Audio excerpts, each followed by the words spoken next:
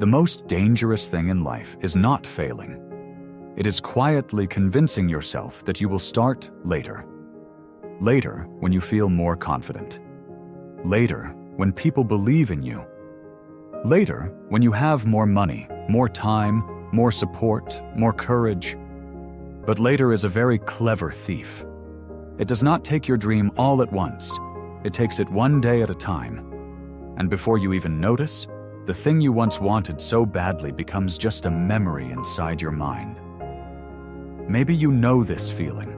There is something you want to begin, a skill you want to learn, a business you want to build, a video you want to create, a life you want to change. But every time you get close to starting, your mind becomes loud. What if I am not good enough? What if nobody cares? What if I look stupid?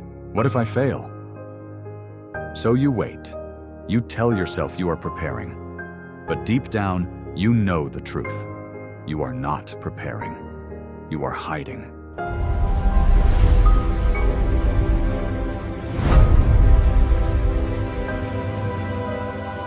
My name is Xylos, and today's story is about a young woman named Elena, who spent years waiting to feel ready. Until one small moment on a rainy street in Lisbon changed the way she saw her whole life. Elena lived in a small apartment above a bakery in Lisbon, Portugal. Every morning, she woke up to the smell of fresh bread, the sound of scooters passing through narrow streets, and the distant bells from an old church near the square. From the outside, her life looked simple. She worked at a small cafe, served coffee to tourists, smiled politely, came home tired, and repeated the same routine every day. But inside her heart, Elena carried a dream she had never told many people about. She wanted to become a filmmaker. Not a famous one. Not at first. She just wanted to tell stories. Stories about ordinary people, old shopkeepers, street musicians, mothers walking their children to school, workers returning home late at night. She believed every person had a story worth showing. But there was one problem. Elena never started. She kept telling herself she needed a better camera. Then she needed editing software. Then she needed more confidence. Then she needed someone to guide her. Every excuse sounded reasonable. And because every excuse sounded reasonable, she believed them. Years passed like this. Her dream stayed alive, but only in her imagination. One evening, after a long shift at the cafe, rain began falling heavily over the city. Elena was walking home with her jacket over her head when she saw an old man sitting under a small street lamp. He had a violin in his hands. His clothes were wet. His shoes looked old. Only 3 or 4 people were passing by, and none of them stopped.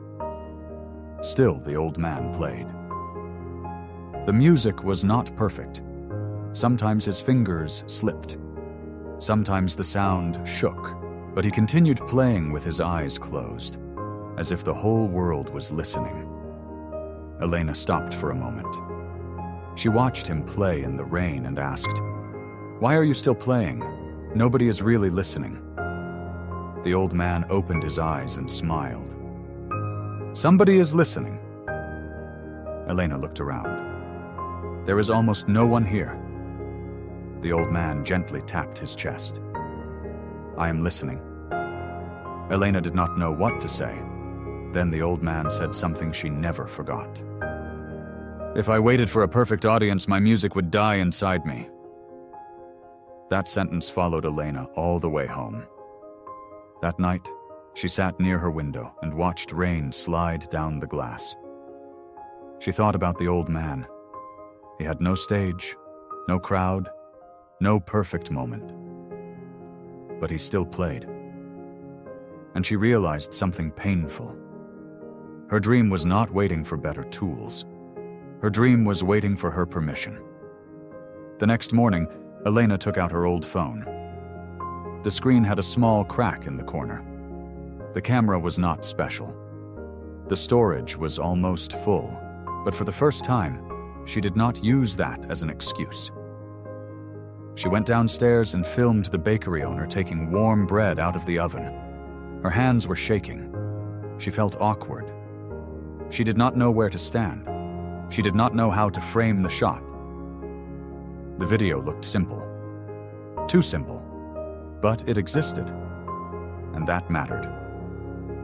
That night, Elena edited the clip badly. The sound was uneven. The lighting was poor. The cuts felt strange. But when she watched it, she felt something she had not felt in years. Movement, not success, not confidence, just movement. And sometimes movement is the first sign that a dream is still alive. A few days later, Elena filmed an old woman feeding pigeons near the square. Then she filmed a young delivery rider resting beside his bike. Then she filmed a painter cleaning his brushes outside a small studio. Every video was imperfect. Some people ignored her. Some said no. Some looked at her strangely. Sometimes she came home embarrassed and thought, maybe I am not made for this. But then she remembered the old violinist in the rain. If I waited for a perfect audience, my music would die inside me. So she continued. One afternoon, Elena visited a small community art center where a retired documentary filmmaker named Marcus taught free weekend classes. Elena showed him one of her short videos. She expected him to say it was good. He did not. He watched quietly, then said, "Your camera moves too much. Your story has no clear shape. Your sound needs work." Elena felt her face become warm. She wanted to disappear. Then Marcus looked at her and said, "But you have one thing many beginners do not have." Elena looked up. "What?" "You started." He leaned back in his chair and said, "Most people talk about what they will create someday. You brought me something real. Broken, rough, unfinished, but real. That means we can improve it." That sentence changed everything for Elena. Before that day, she thought criticism meant she was not good enough. But Marcus taught her that criticism was not the end. It was information. A bad first attempt was not proof of failure. It was proof that the learning had begun. Weeks turned into months. Elena kept filming. She woke up earlier before work. She stayed up late editing. She learned how to hold the camera steady. She learned how to listen before asking questions. She learned that people opened their hearts when she stopped trying to make everything perfect and simply became present. Her videos slowly improved. Not suddenly, not magically, slowly. One small correction at a time, one mistake at a time, one uncomfortable attempt at a time. There were still days when she wanted to quit. One video got only 9 views. Another took her 3 days to edit and still looked terrible. Once, she lost all her footage because she forgot to save it properly. She cried that night. Not because the footage was gone, but because she felt like maybe she had wasted her time. The next day, Marcus found her sitting alone outside the art center. He sat beside her and said, "Do you know why most people never become good?" Elena wiped her eyes and said, "Because they are not talented?" Marcus shook his head. "No.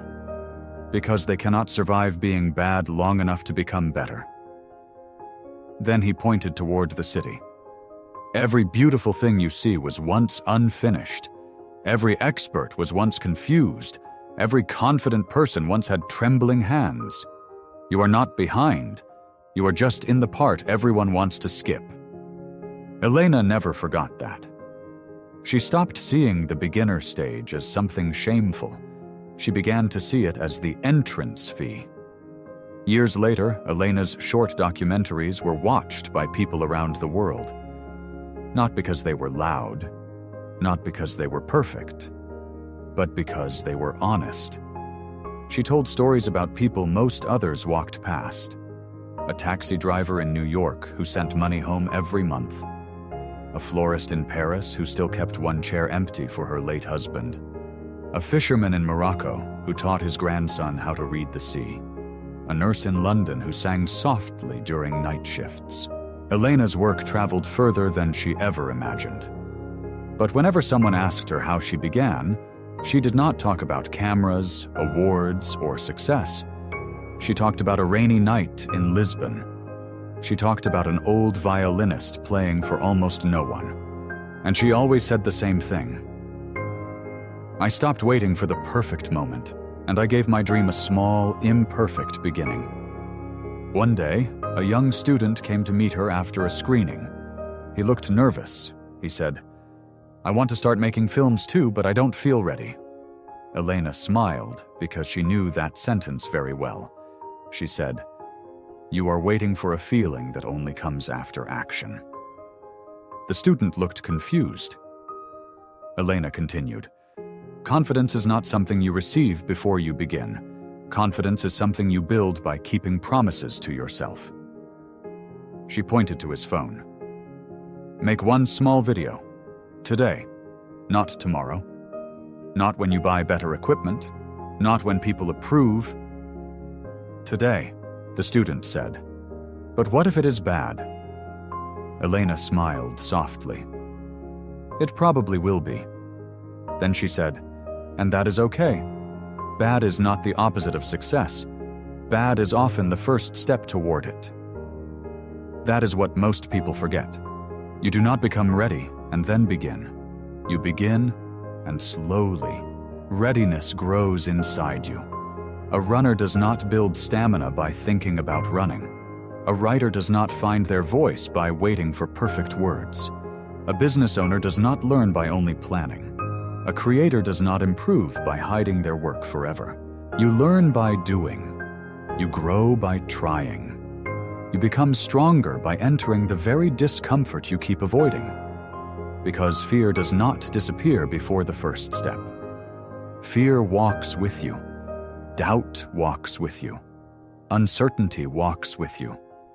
But if you keep moving, something else starts walking with you too.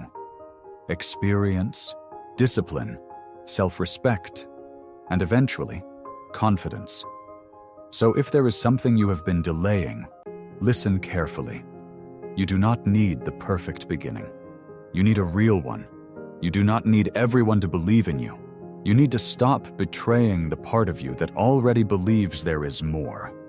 Start small. Start messy. Start nervous. Start without applause.